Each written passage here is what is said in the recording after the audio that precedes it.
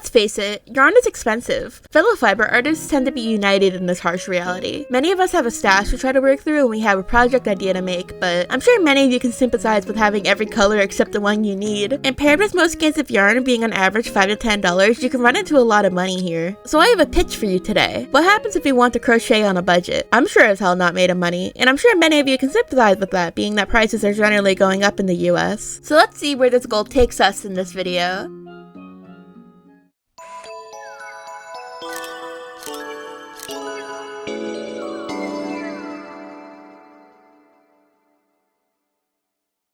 Hey y'all, my name is Biscuit and welcome to my channel, Binky and Biscuit. Today I want to try another series idea I've been cooking up in my brain. I've seen some other YouTubers tackle this exact concept and I thought it looked fun to try for myself. Simply put, it rides off a single question, and I make something using cheap yarn from the dollar store. Easy answer to this question is yeah, of course you can. Yarn is yarn, and if it knots, it can be crocheted. But for a more complicated answer, it's really up to any creative person to decide if a material is worth their time or not. Artists can obviously make great art using any material, but sometimes cheaper ones can make the creative process more challenging. So this series seeks to answer the question for myself if dollar store yarn is in fact worth it. I'll be sharing my thoughts, critiques, and gushes as well, so it can help you decide too if you'd like to give it a try. But to try dollar store yarn, I had to get some dollar store yarn first. So off to the Dollar Tree we go, folks. I also went with my friends Stephanie and Zach, so they'll be joining me in the footage as well. Let's go on a trip!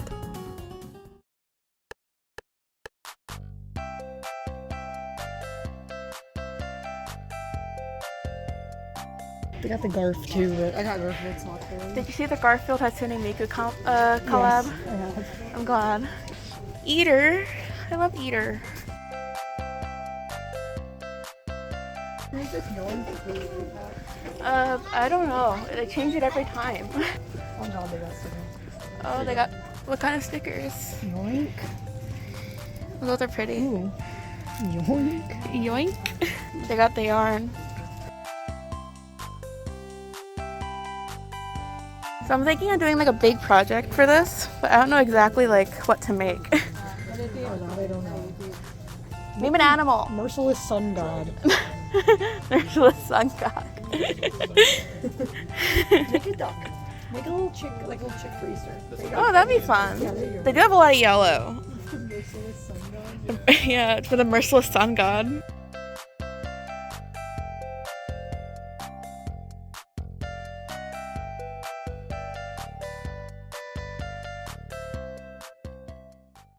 I sure got pretty lucky here. Look at all this yarn. I wanted to address that dollar stores usually rotate out their stock pretty frequently, so they don't have consistent products on their shelves. So finding this magnitude of yarn was really a lucky break. Also, hey, for those looking to get all your materials from the dollar store, they do sell crochet hooks as well. They also have pillows and stuffed animals so you can salvage for stuffing if you're doing amigurumi like me. I didn't get more than just my yarn for the sake of keeping unnecessary clutter of my space to a minimum. I have all this material at home after all. Just wanted to address it for those who are looking to do an 100% shop at a dollar store for crochet supplies. As for what I'm gonna make, let's take a look at the haul. In total, I spent $12.27. And here's what I could scrounge up. As you saw in the footage, Stephanie suggested I make a duckling, so I mostly bought the colors with that in mind. Lots of yellows and oranges here, with a bit of blue. Feels right to do a little spring duckling, so that's what I'll do. However, I'm not going to do a sketch for this project, since I kinda want to freehand it and see what I come up with. I'll be using references off Pinterest, of course, but working with the sketch kinda serves as a crutch for me, so it'll be harder to make something on the spot. So I think not sketching will be a fun exercise, and help differentiate this series from others on my channel. So with that said, let's wind up the yarn and get started.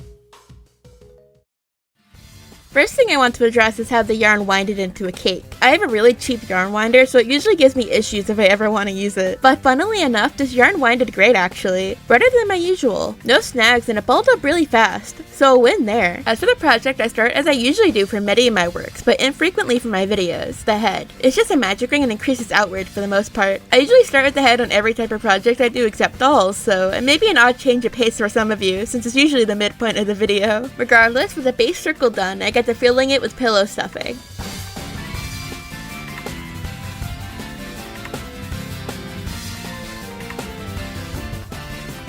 Next, I start with forming his body. Since I'm making a duckling, I tried to go for a different shape than just an average oval. I did a magic ring and increased out like normal until I reached about row 7, where I start front loading a bunch of increases where I want the bum to be. This is for the purpose of trying to build in a little tail while making the body and not having to do a separate piece.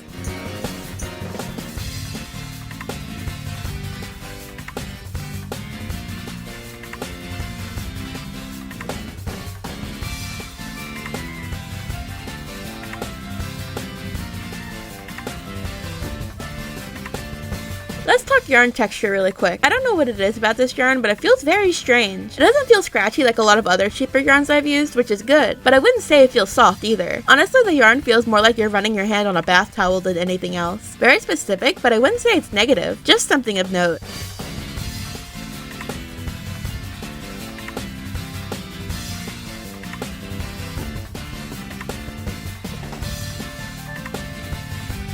Regardless, with the body done, I proceed to sew the two halves together. I go into multiple stitches to ensure I sew it securely.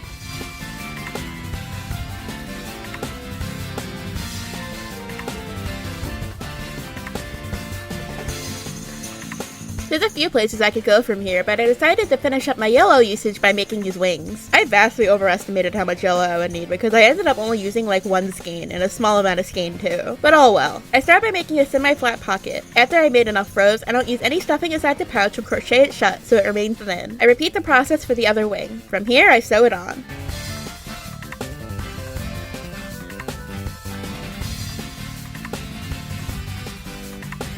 One thing I noticed when sewing on the pieces is that the yarn is a bit fragile with tension. When I knot my ends to pull them inside the plush, sometimes the yarn would snap in half if I pulled it too tight. This is the case for all acrylic yarn, I believe, but this one felt a little bit weaker than my usual materials. It wasn't too much of a problem though, and it was just more so something I had to keep in mind when working with it. Now for the little feet. I decided to make my chickie in the sitting position, so it's important here that I place them in a way that makes the entire plush balanced. So for that reason, I knew I had to make the feet large and close to the body. I start by making a disc and adding a few more rows on top of that to turn it into a pouch shape. From there, I sew it to the body. I use a needle and yarn to cinch in the shape for the pointy bits. The second foot is the same process.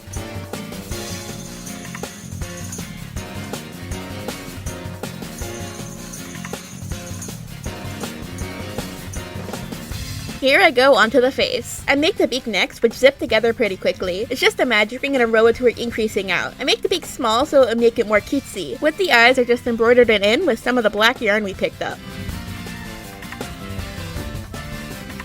Here we are! We have a little ducky! I can honestly call him done at this point. He came out super cute, but I never used any of that blue yarn I picked up, so I think for the sake of this video I'm going to make him a little hat. Since he's a spring duck, I think there's no better hat to give him than a flower, I would say. So let's tackle that. To make his teeny tiny flower hat, I start with a blue magic ring and surround some increases with half double crochets. Then I form the petals. I do 3 half double crochets back and forth until it's an adequate length. I slip stitch down the side to continue this for the next 4 petals. Now at this point I'm aware it looks like it's from SpongeBob's Underwater Sky, but bear with me. I crochet around all the petals with blue again. Then I do increases around with white for the sake of using all the colors I got.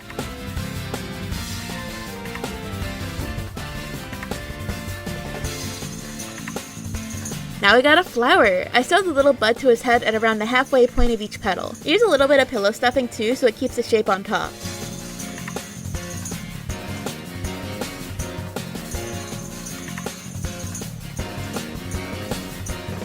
But hey, that's the hat done! And now we're on to the final results of the plush.